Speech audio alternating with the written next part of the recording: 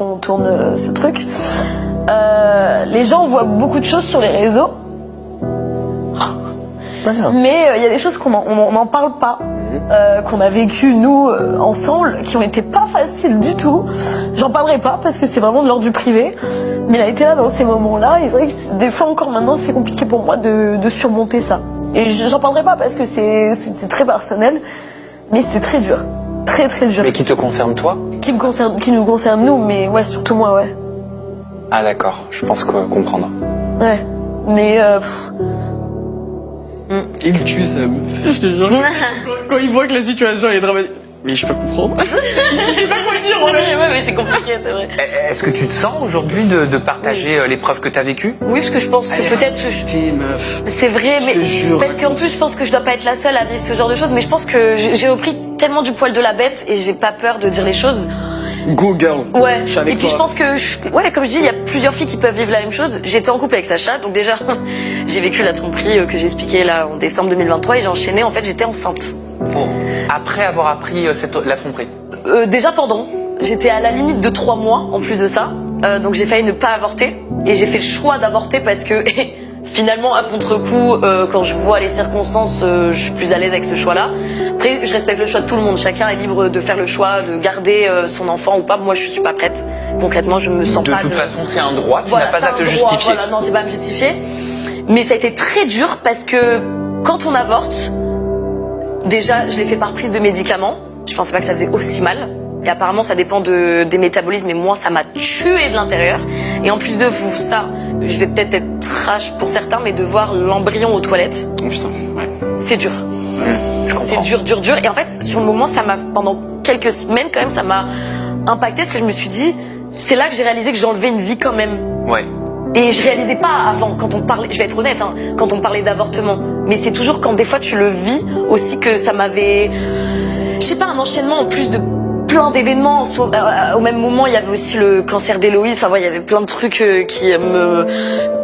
des drames qui me touchent profondément dans la vie et que tu te réalises, tu te dis, waouh, tu penses la vie autrement. Et ça m'atteignait énormément et j'avais un mélange de plein de choses comme ça en tête et ça me mettait mal pour, voilà. Et ça en faisait partie.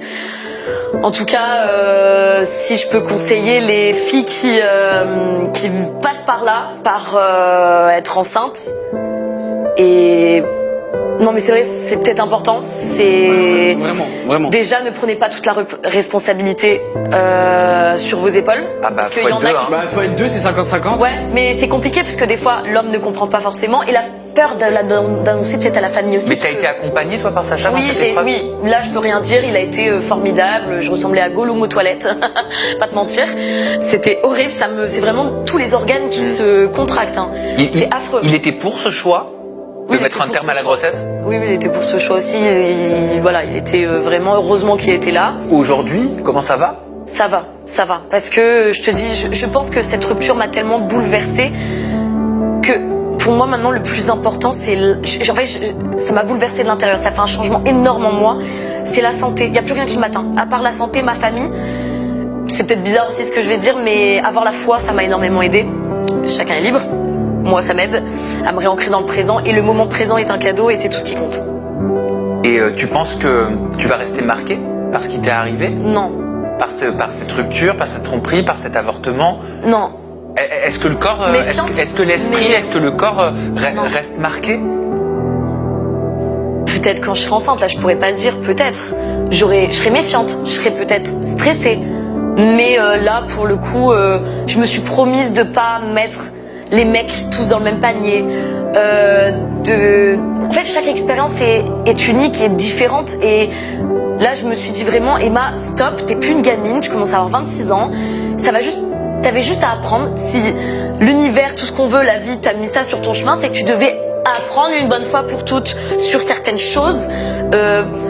Comme j'ai la foi, en fait, j'ai des croyances moi. Donc ça fait que pour moi, je devais vivre ça pour évoluer, pour apprendre. Et aujourd'hui, je suis plus forte que jamais et ça va pas m'atteindre. Certes, il y aura peut-être des petites séquelles, on va pas se mentir, mais là j'ai tellement vu de professionnels, de soins énergétiques, etc. Et puis que ça m'a. Oui, oui, parce que il faut savoir que pendant la relation, je ne parlais à personne. Je le protégeais tellement, Sacha. Bah, c'est ça. Tu mentais. Oui. Oui, je disais non, mais c'est moi. Enfin bref, Eh oui. jamais ça aussi. Donc là, il y a cette charge mentale aussi. Pour le coup.